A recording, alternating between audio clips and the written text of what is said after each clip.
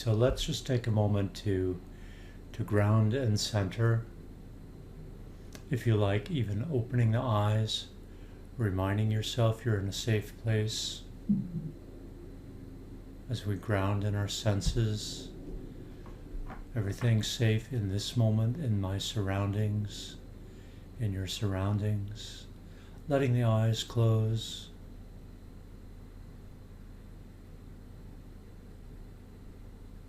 Taking a nice full breath all the way up through the nose. Opening the mouth, big exhale.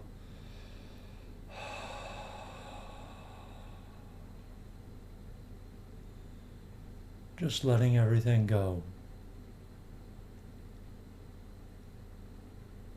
Taking a moment to quickly scan your body, noticing sensations in the head and neck, in the shoulders and arms, in the chest and belly,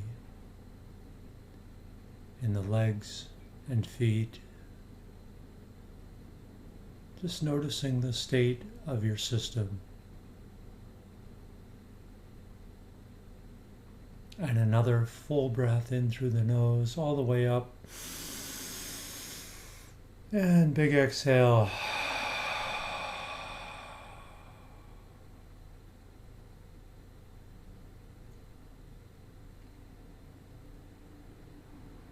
And now to ground, focusing for a moment on the tailbone. Imagining a line of energy, beautiful energy running down from the tailbone into the ground beneath. Into the ground 100 feet, 1,000 feet, all the way till it clicks and connects in with the core of the earth below. And we're just allowing our body to do what it naturally wants to do, to connect to the earth, our home, so that we can be firmly grounded in the here and now with the strength of Mother Earth supporting our being, our functioning in every moment. The more firmly we're grounded, the more turbulence, the more we can be in the moment, even when storms come. Mental, physical, emotional, any kind of storm. And again, breathing in all the way up. Open the mouth, exhale, letting go into this earth connection. And now on the next inhale, as you breathe up, imagine you're breathing the earth up into your body.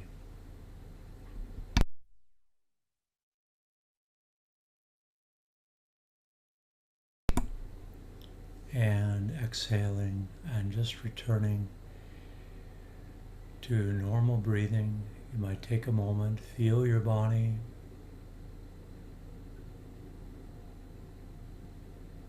Aware of your breath. And when you're ready, let the eyes open again.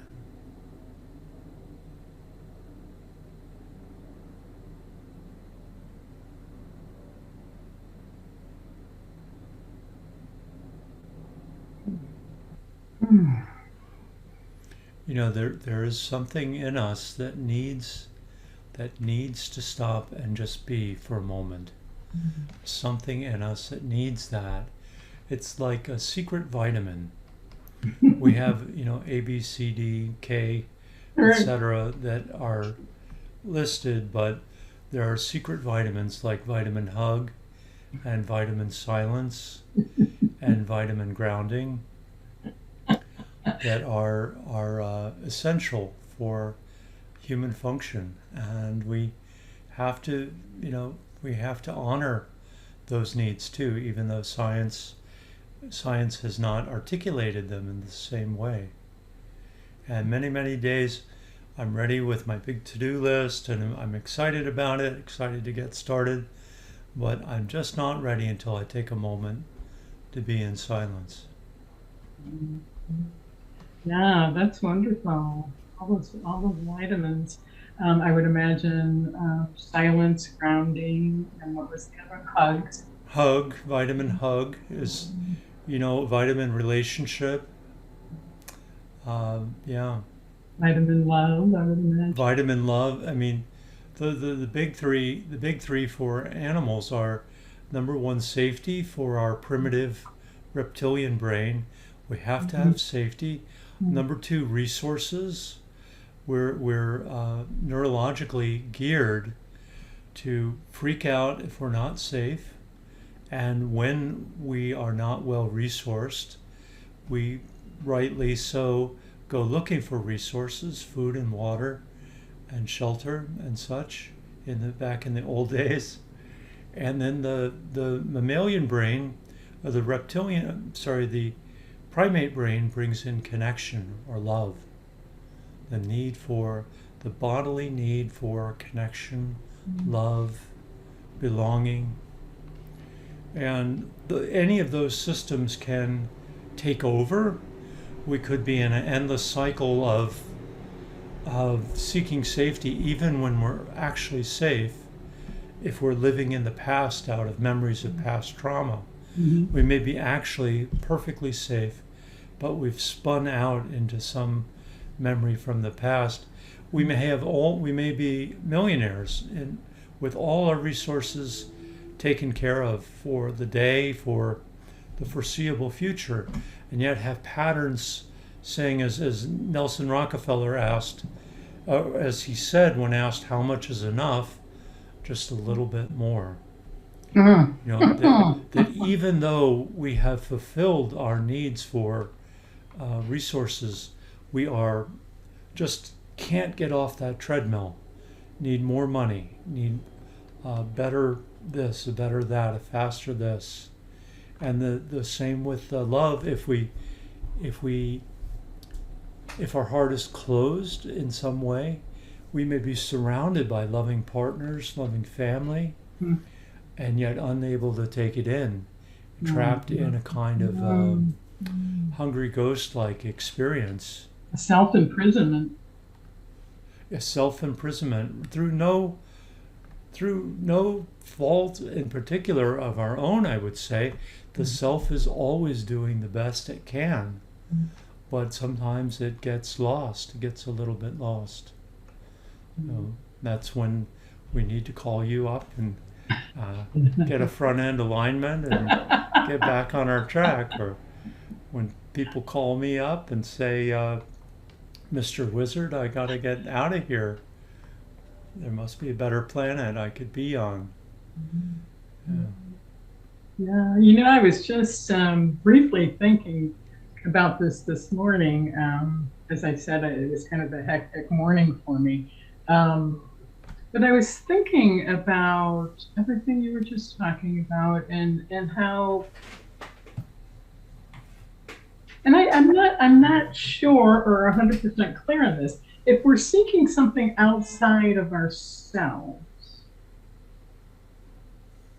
to bring us something that we feel we're lacking, wouldn't that be a signpost, like something out of alignment? Mm-hmm. Because there really nothing outside of ourselves can really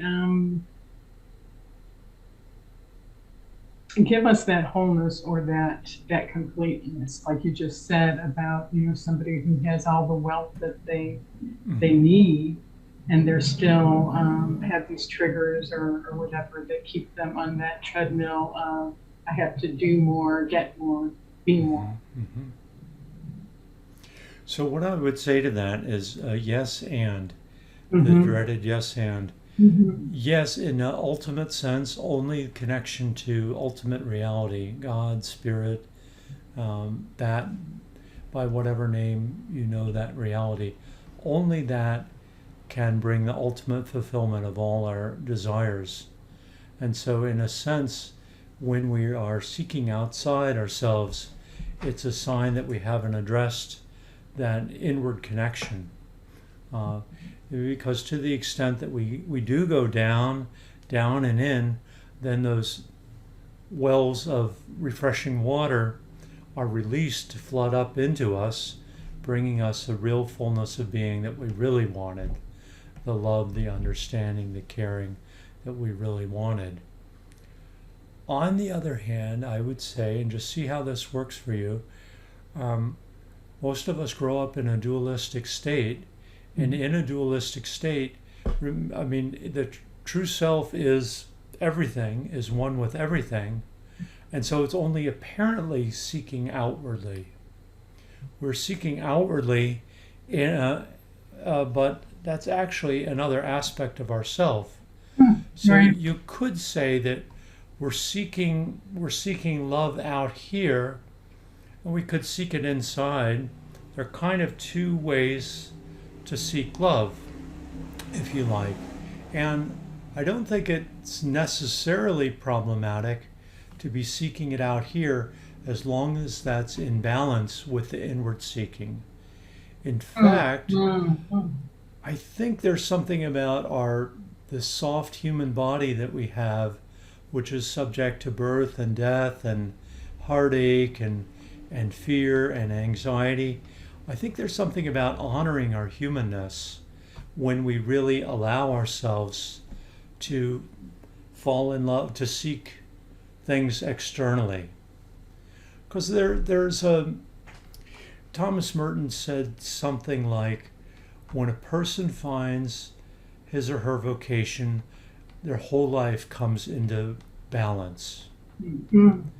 And there's something about finding the right outward peace to bring us fulfillment, that when the body is fundamentally in harmony at a basic level, that one wife is enough, or one girlfriend is enough, or boyfriend, and brings a kind of simplicity and fullness to our lives. So that I just want to say that to balance my earlier stance during my Zen days, when I had all those longings for hugs, for love, for fulfillment in the world, and my particular understanding of Zen at that time didn't allow me to pursue those. Those were considered attachments and part of the problem. And so I was trying to cut through all those. And, there is some wisdom in that, but I also think it's a denial of our humanness, of our earthy humanness. And in a more tantrically aligned path than I'm in now, I see our earthy humanness as that love and longing and wanting. Those are all gateways to the presence, the infinite presence of spirit. Those are all entry points into the holy of holies, the most sacred place. Yeah. That's right. We could definitely talk about mindfulness training. So one way that people come to me is because they feel. Usually they don't come in saying, I feel lost. I don't know who my true self is. They come up with some practical thing that's of importance in their human life. For some people it is, though, a more existential question. But one client comes to mind in particular who I've seen a bit of an arc with. I have some time now to see his path as it's unfolded. And he came in for something very practical. He came in for help with emotional intelligence, because he was in a situation where he felt several promotions at work because of angry outbursts. And these outbursts came out of nowhere, and they had really undermined his relationships with his boss, with his supervisor, with his colleagues at work. So we used some kind of standard mindfulness techniques to look at emotional intelligence. And this is the thing I really love about mindfulness, is that you can start right where someone is, as Pema Chodron says, start where you are, and then it goes right into the most profound place in life. So we started with looking at, well, what were the signs that anger was beginning to arise? What were the clues that it was coming? What was it like to feel the anger? What was it like to really be with that experience? And a series of exercises to help him be more comfortable with the anger as it arose, so he could feel it and be it without expressing it. And that was kind of the practical end of the work, to see if he could use these tools, meditation, awareness, analysis of a typical pattern of feeling a first flare up, then a further intensification, and then a sudden verbal outburst, and then feelings of shame and fear. So feel all that, become more familiar with it, have some interventions to help be with it rather than expressing it outwardly. And it helped. It brought him great comfort. And then in the process of doing that, we start to get to know each other. And it turns out, all of a sudden one day, we're talking about forgiveness and some things that happened in the family where there's never been forgiveness, where there has been kind of an area has been cordoned off from further exploration, communication, discussion, and there's a big, don't enter sign. So all of a sudden we go from one thing, anger, into cross-generational forgiveness, and things started to get deeper. He was becoming more comfortable in his intrapsychic space. He was becoming more comfortable. This is not a super touchy-feely kind of guy. He's very, very practical, down-to-earth kind of guy. But it was opening those things up in him. It was opening his heart, opening his feeling senses, and all of a sudden forgiveness was on the map. So there was a beautiful piece around forgiveness. And now, some years later, his journey's continuing, and lo and behold, he's become interested in spirituality. He took a class on keys to awakening, and most recently I heard him saying, I'm really realizing that he's in a very theistic orientation. I'm realizing that God doesn't have to be feared, that God could be loved too. And that's something no one ever talked about when I was a child. So his path, which began with this practical need for a job-related skill, has taken him into a total transformation about how he thinks about God, and into an actual interest in awakening, which wasn't even, I remember early on he said that wasn't even a word in his vocabulary. Wasn't a real word. And that's what I love about mindfulness. It takes people where they are, but there's an on-ramp there to the highway to spiritual deepening, aliveness, awakening, that includes, healing, working with trauma, working with dissociation, all the things that people are working with in this society. And you get to the entry point doesn't require any theological point of view in particular. Most any will do as a starting point. It sounds like your client was open to kind of looking deeper. So there was an opening there. He was open, but we're talking about a period of 2 or 3 years from the start to current day of the story. He was open. I mean, I see him as already awake, as I see everyone.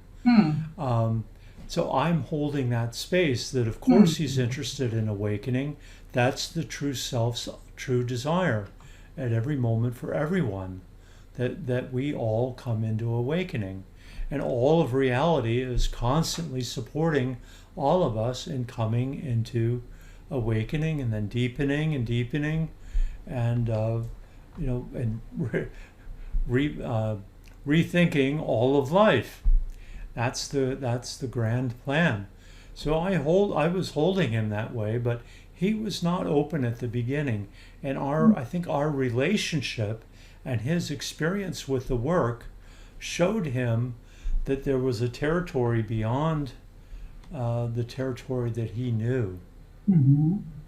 And he, in time, wanted to explore it. And so that's what's happening.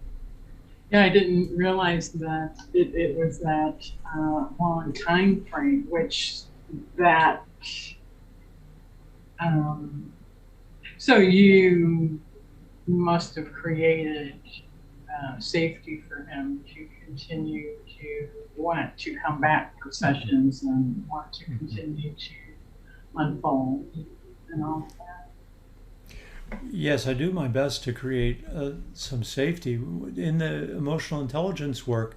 He's during that time 3 years ago. He said, "Well, I'm not awakening isn't even on my map, so fine. I'm not going to push that.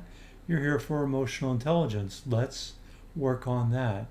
It's related to so much: his security and ability to provide for his family, his own sense of worth as a person was being challenged by these real difficulties he had managing his anger in the workplace.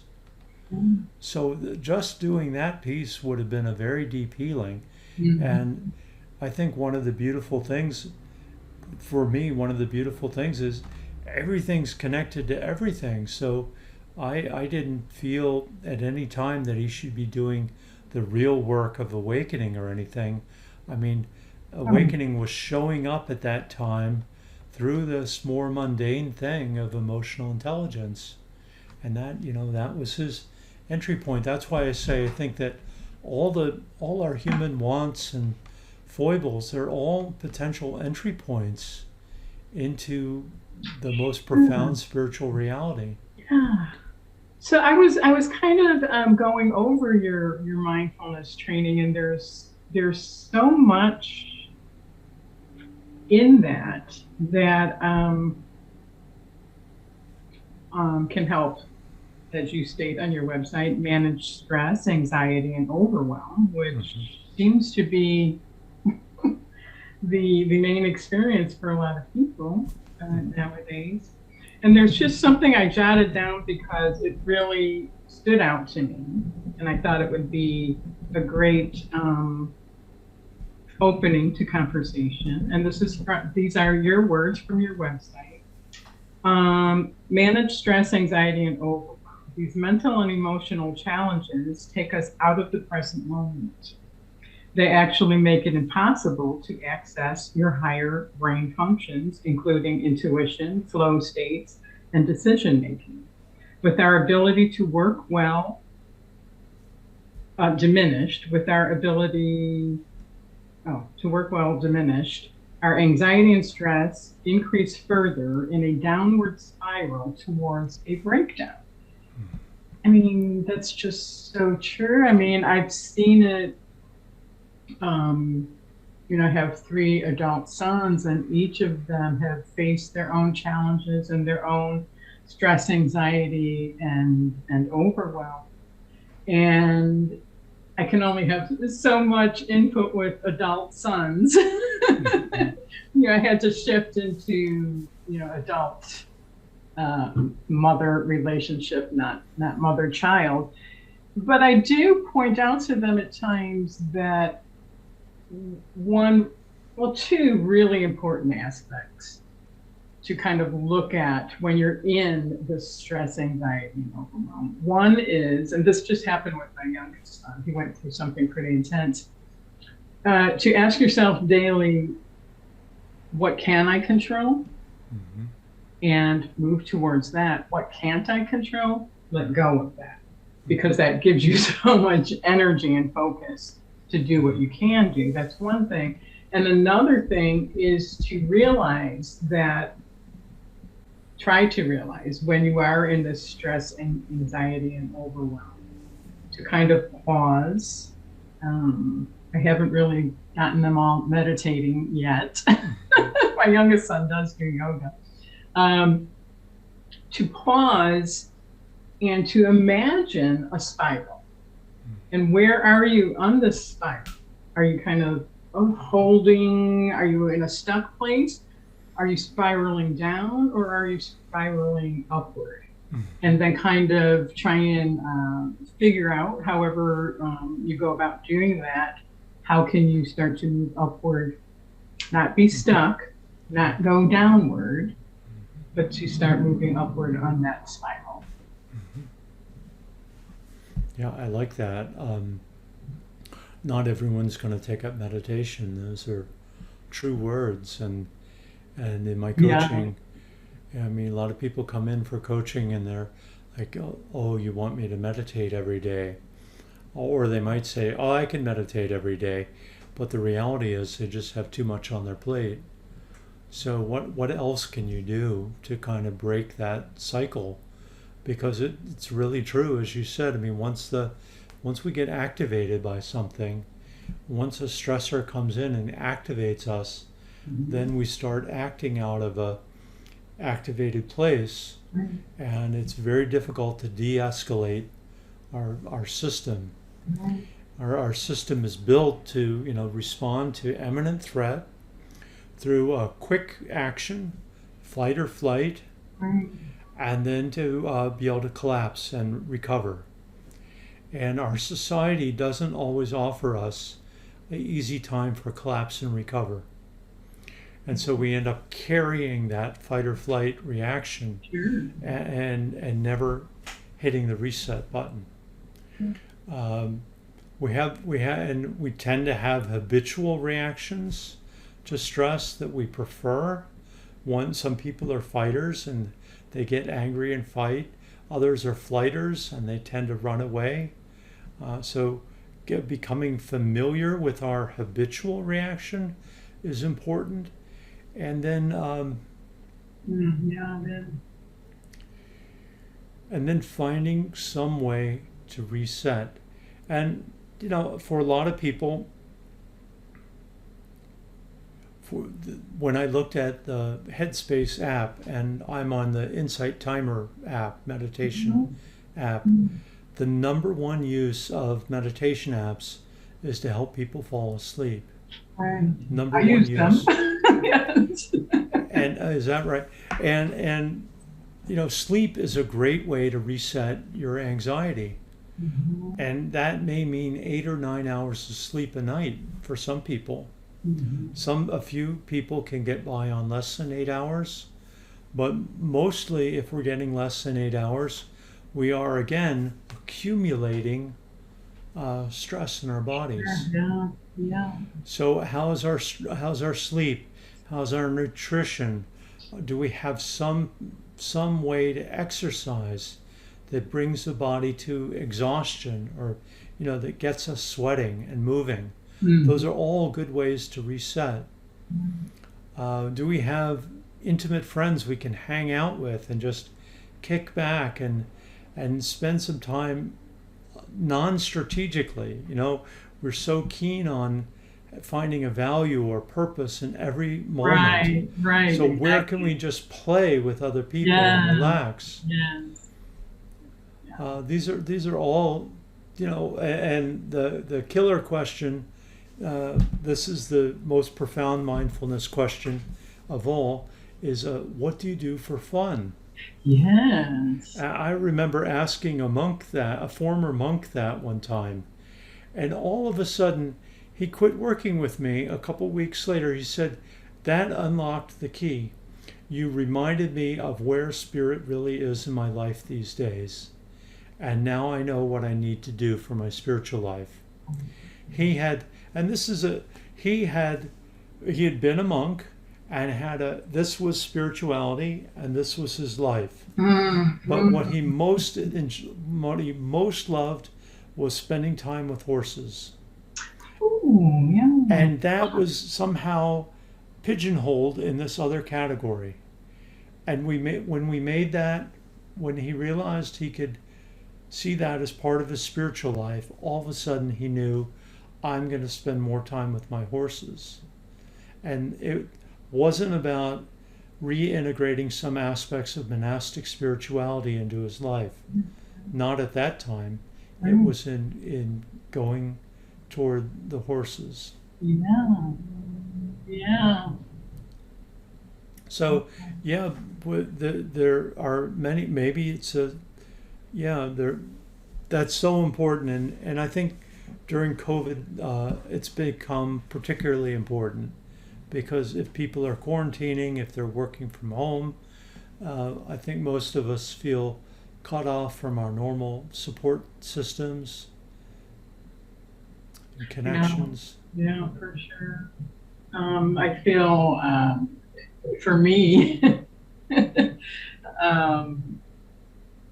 being out in nature is fun. Mm-hmm. And so I'm blessed to live right across the street from a huge forest and, bike trail and all of that. So I have to go out there. I'm either riding my bike or doing a long hike every morning. And that even though most of the time I'm doing it alone, it's just fun. That's fun for me. And of course, being around friends and family, which for a long time was limited. Some things stood out there, out for me in that piece that I read. Mm-hmm.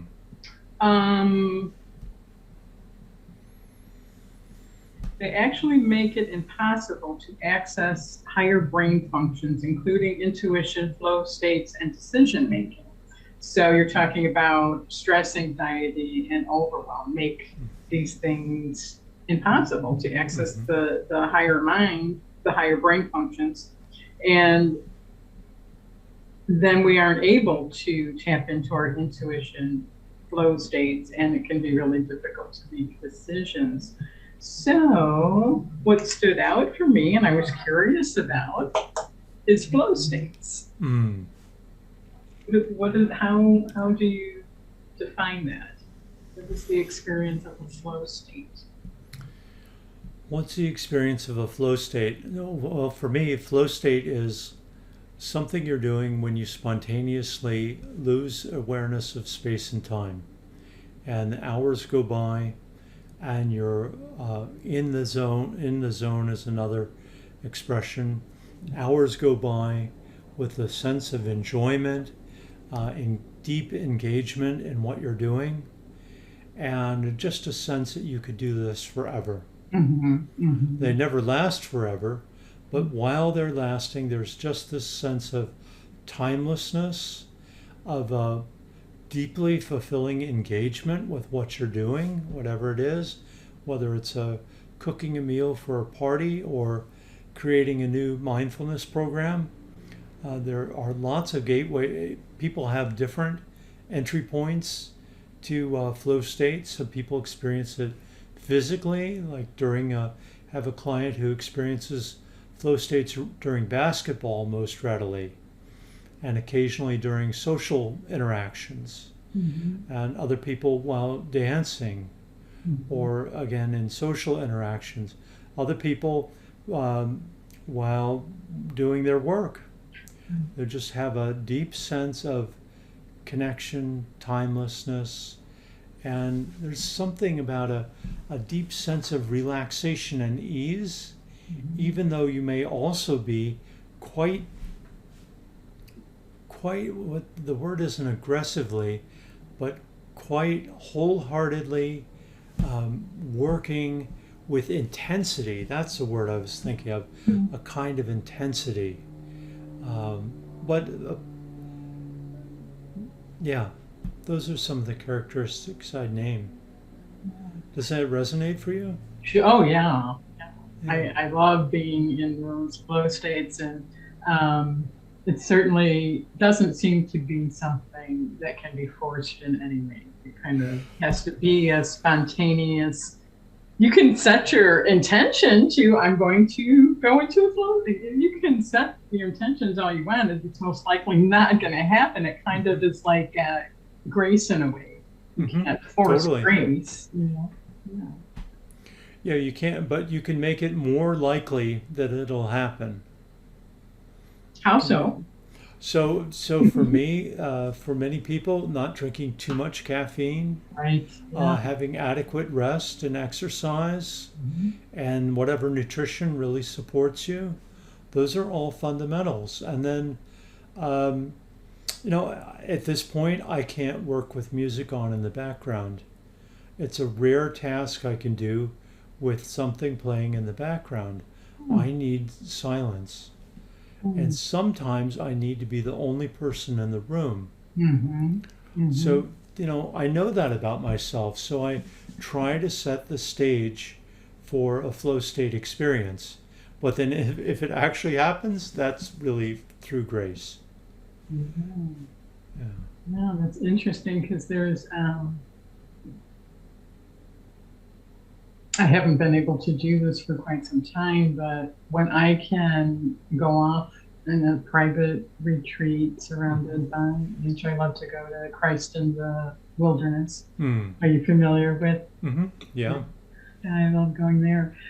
And it's so easy to be in a flow state when I am surrounded by nature. It's almost like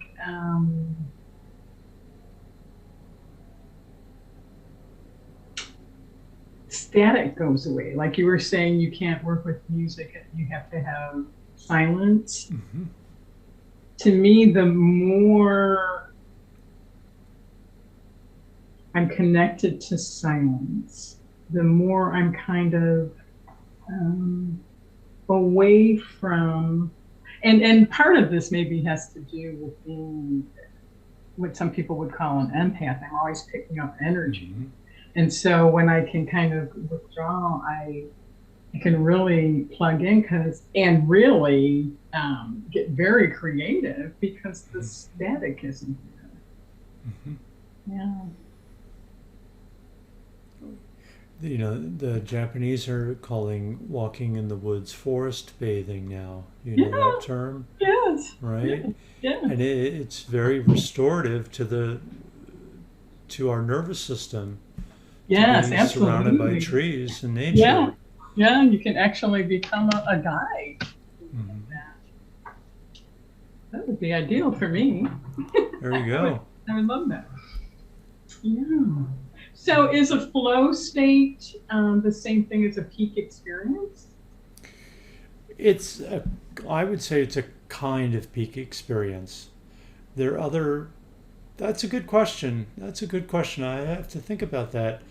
Because peak experiences come in lots of forms too. I would say, just thinking briefly,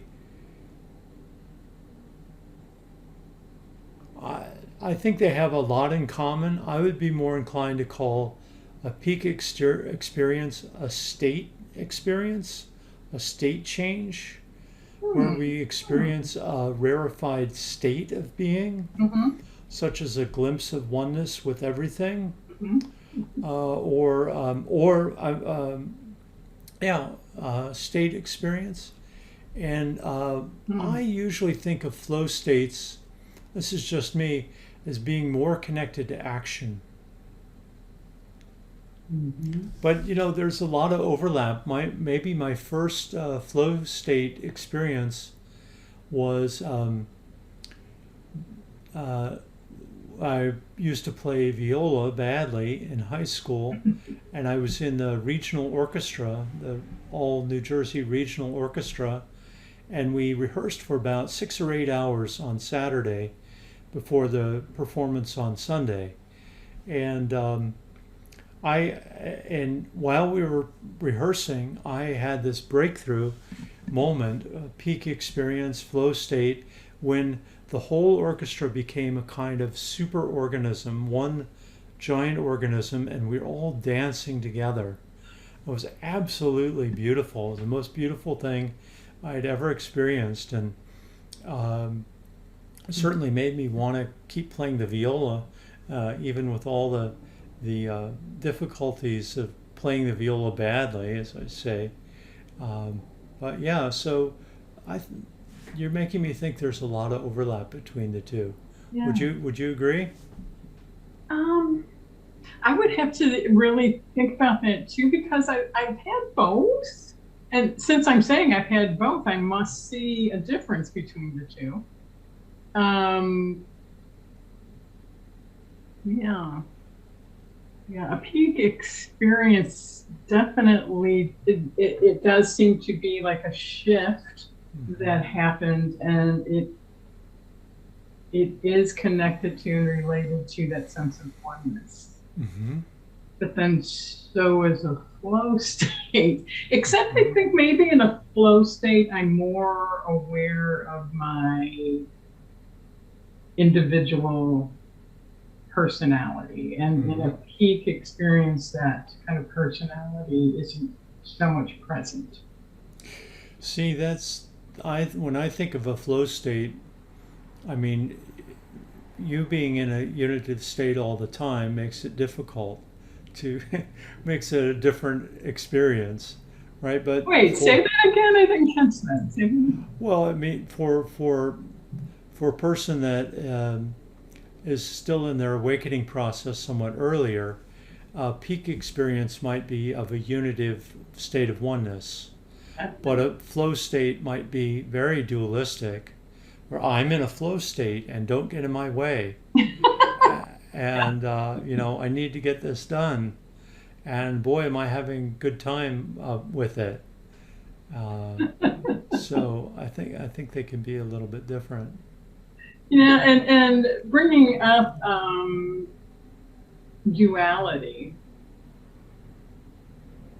I've been pondering on that lately as well, and I was talking with someone the other day, and this is something that has really kind of been on my screen of awareness, that if you take away judgment, duality goes away. That duality comes to the forefront with judgment.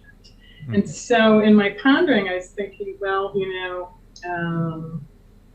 right, wrong, good, bad, and the judgment that one is better than the other creates that duality, where if you kind of have the acceptance of it all without judgment, to me, that is the gateway to oneness. Does that make any sense? No. I like a lot of what you just said. I think there is, to me, there are two kind of places where we might find a sense of oneness. One is a oneness that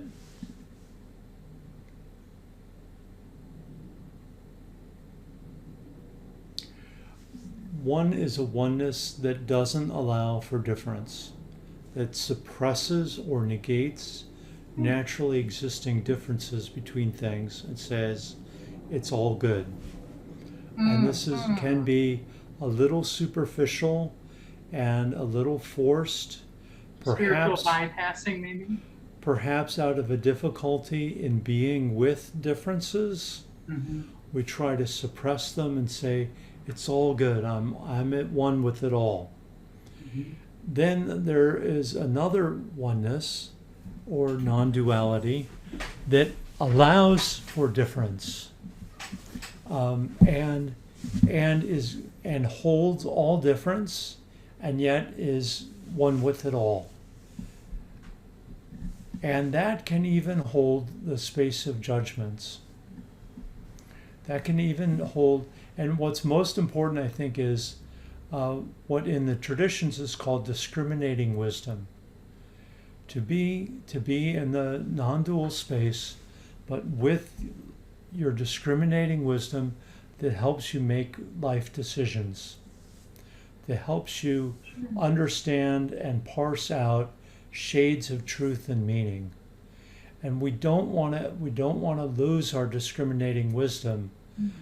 We want to continue cultivating our skills of discernment, right? Because a path, those challenges of discernment don't go away. They just get, if anything, they become more challenging. Yeah. Um, without anchoring in the old sense of morality, is it really so bad to do this and that? Well, it might be. So our discernment and discriminating intellect, I think, are really important. Well, yeah. I mean, of course, we have to have discernment. Mm-hmm. I'm not sure about judgment because it Well, maybe it's the way I'm using that word, because to me, I'm using them as the same word. So we'll just say discriminating intellect. And if by judgment you mean like to decide what's true about something or someone once and for all, yeah, that's problematic. or judgment that this is the way it should be for everybody. Yeah, totally. And I'm right about that. Right. Those are, yeah. Well, you are right about that. Yeah, so that first oneness, there's two different experiences of oneness. That first one that you talked about, is that really oneness? Not really, but it's no, not really. Pseudo It's a kind of superficial, yeah. Yeah, and there can be a lot of that. Yeah, I think I know the difference between the two. The Pollyanna part of me kind of wants to go to that place. Everything's wonderful. Everything's good. Let's all just get along. That kind of place. That's exactly it. Yeah. Yeah. I just go there every once in a while. Can't we all get along? Why can't we all get along? 200 years of war? I don't know. Oh my. So I want to respect your time. I'm just wondering if you would like to, because it's a real curious thing about me, and I know a little bit about your background and your experiences, and but not detailed. So wasn't there a point where you were going down one road and had an experience with, say, a test tube? That kind of created a shift for you and changed your direction? And like I said, I don't have details. But. Yeah. Well, I mean, I had 1987 was quite a year. 1987 was quite a year. I had three very important experiences in the space of the fall, the space of 3 months. And it changed my life forever. In the presence of Brother David Steindl-Rast, a Benedictine monk, I had a peak experience, or you could say an initial awakening experience of oneness with everything. That was quite powerful and beautiful, persisted for a number of months, very clearly, before kind of fading away, and I went into a dark night. But that alone could, that changed everything for me. And in the months following that, I did have a number of profound kind of mystical experiences in the world involving the world of form. And one of them that you're referring to is I was working on my doctorate in the lab at University of Michigan, and I had a rack of test tubes, little 13 by 100 millimeter test tubes in a test tube rack, and I was working with them and looking at them, and suddenly the separation between us disappeared, and the test tubes were looking back at me, and I was looking at them, and there, and again, that was not as powerful an experience, but I was not prepared for something like that to happen. And there were several experiences kind of that sort over the coming weeks, as I was kind of oscillating in and out of a state of oneness with everything. It would come, it would go. I was adjusting to it. And so, yes, that was that was my initiatory period there. And everything that I'm doing these days flowed out of that time and that experience. Would you say you really shifted your direction that you thought you were going in life? Oh, totally. I mean, I was trying to complete a doctorate in biological chemistry, and I immediately knew that for this life I was going to be a seeker, that I would find some way to leave biochemistry. And I did. It took some time, but I did. And I was off to find what was my future. Was I going to become a ordained pastor in a Protestant denomination? Was I going to become a Catholic monk? Was I going to become a Buddhist monk? Mm-hmm. And those were all very real possibilities to me. It was an extremely turbulent time as all these primal energies were awakened in me, primal and transpersonal energies.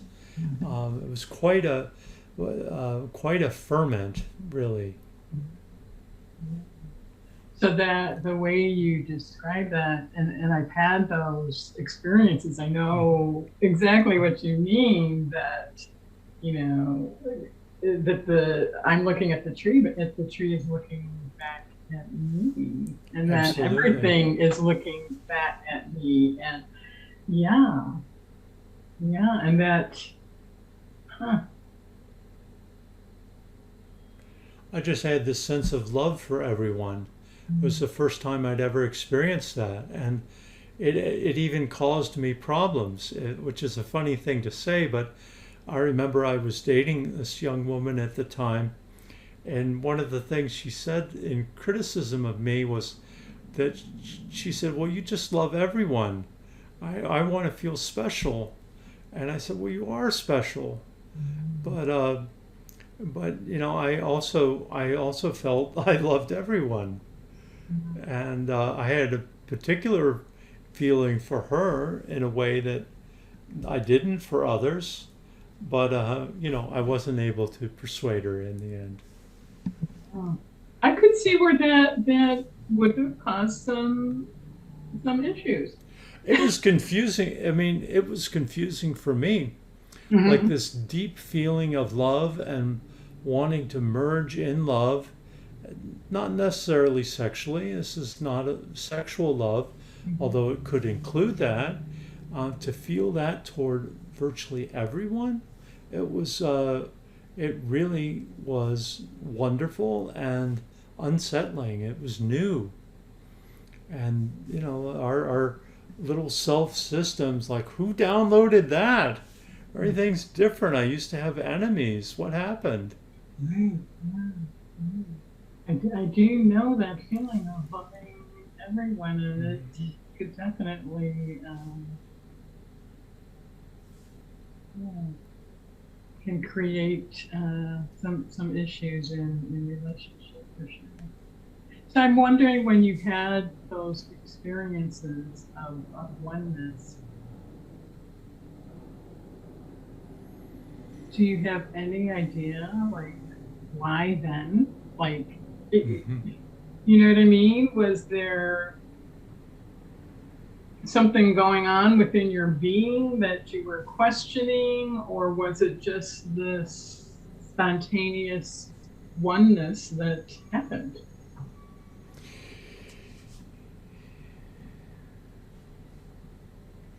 Well, I think I must have been ready for it. Something in me was wanting to come forward, and I'd been in a process of pretty deep spiritual inquiry for a couple years at that point, and the other piece is Brother David Steindl-Rast is a profound. Um, he has such a powerful presence, and I have heard of any number of people having awakening experiences in his presence, just through who he is and the transmission of his being. And I'm a person that's very sensitive to transmission. And so I'm sure that really it was catalyzed by, a big part of it was catalyzed by his presence and his transmission. And then with the kind of, once there was the initial opening, then so often after an initial opening, all kinds of energies rush forward in the time afterwards. Like the dam has been opened, because, you know, the true self knows it's one with everything, but we've created this self that obscures that. And when we see through that, it's so tremendously wonderful that all kinds of stuff comes forward. So I credit him. I call him, you know, although his address was largely to a crowd, we had a short interaction that was also profoundly impactful, but just his presence there created a field that allowed these things to happen. I remember another friend of mine was at the same talk I attended, and she was perhaps even more profoundly affected by it. Couldn't sleep normally for weeks or months to come. Would wake up at 2 a.m. blazing with love in her heart and just going around hugging everyone as she worked to integrate what had been opened up. So what do you mean by transmission? I think I know, but... You know, transmission is a difficult thing to talk about, maybe, but I think we're all transmitting our state of being all the time, whether it's loving, frustrated, angry, impatient, dissociated, tired. You can kind of feel that around a person. And in the awakening process, some people people that are awake tend to have a much stronger and novel transmission, unlike the transmission of most of the billions of people on Earth. They have a higher vibration, or the true self is liberated to transmit outwardly. And it creates a kind of Wi-Fi field around them that's very activating. That's a good example. A Wi-Fi. Yeah. It's like a super subtle energy field. You could say it's the Holy Spirit working through them. You could say it's their own auric field. However you want to talk about it, I think there's some truth to all of that. And I've always been very sensitive to transmission fields, and so that was what got me. And, you know, somehow the reason I ended up at Brother David's talk was because I saw a flyer for the talk in the Wesley Center at University of Michigan. There was a flyer on the announcement board announcing his talk, and I looked at the flyer and it told me I needed to go. Yeah. So there was some kind of communication through the flyer as well. Yeah. Right. Do you find that still today? I know that I do. I know. There's things I just know. I need to talk with this person, or I need to take this program, or read this book. It's just kind of like what's going on in me resonates with this person or this book or this program, and it just is a connection that has to be followed through on. And I trust that completely. Yeah, totally. Or I've not heard from someone in a while, and I think it needs to be a little longer. sense of, like it's not time yet, Yes. and that's okay. Well, I do want to respect your time and your energy. I could, if you were open, I could spend the entire day talking about lots of different things because I do have an endless curiosity about everything that you're offering and about who you are and your life's journey. I have so much respect for the work that you do and how much you're helping people.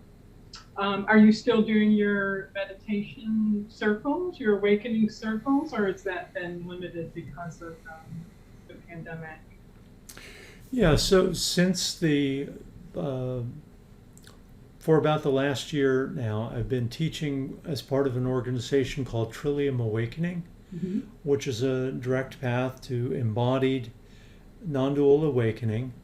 And as an interning teacher, I now offer a what's called a sitting once a month. Mm-hmm. And these are very much like what I used to call awakening. Excuse me. Mm-hmm.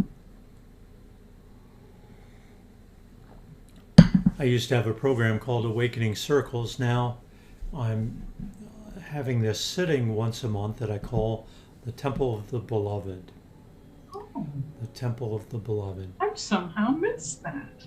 Is this an online thing or is it in Chicago? It's online. It's online. Typically have people from, I have a regular from Canada and people from around the country. And the Temple of the Beloved it is a place where the Beloved is, or Spirit shows up as Beloved, and a place where we can encounter each other as a embodiment of the Beloved, Mm-hmm. as well as finding the Beloved within oneself. Mm-hmm. So it's a place for healing, awakening, and spiritual community. That sounds beautiful. And somehow I've missed that, so I'm going to look into that. Is that open for people to just show up? Do they have to register? How does that work? You can go on my website, integralawakenings.com, and go to the events page, and you'll see it there. I like to have a preliminary conversation with people before they come on sometimes to make sure that this is really what they're looking for. But yes, it is open. It is open to the general public. Usually a fairly intimate group. We meet for 2 hours on the fourth Sunday of the 2 or 2.5 hours on the fourth Sunday of the month. And you said you like to have a conversation with someone to see if it's a fit, to see if it's really a fit. Yeah. Mm-hmm. Yeah.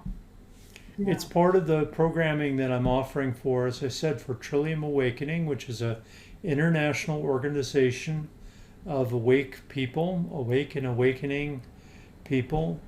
I also offer one-on-one coaching through that organization or teaching to help people find their own embodied awakening. And then, of course, post-awakening, there's deepening, healing, integration to be worked through. For me, it's 10 years post-awakening, and that process of deepening and healing and integrating just continues.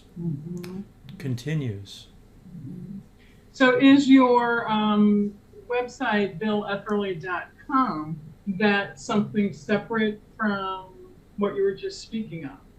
So BillEpperly.com is my mindfulness gateway. Okay.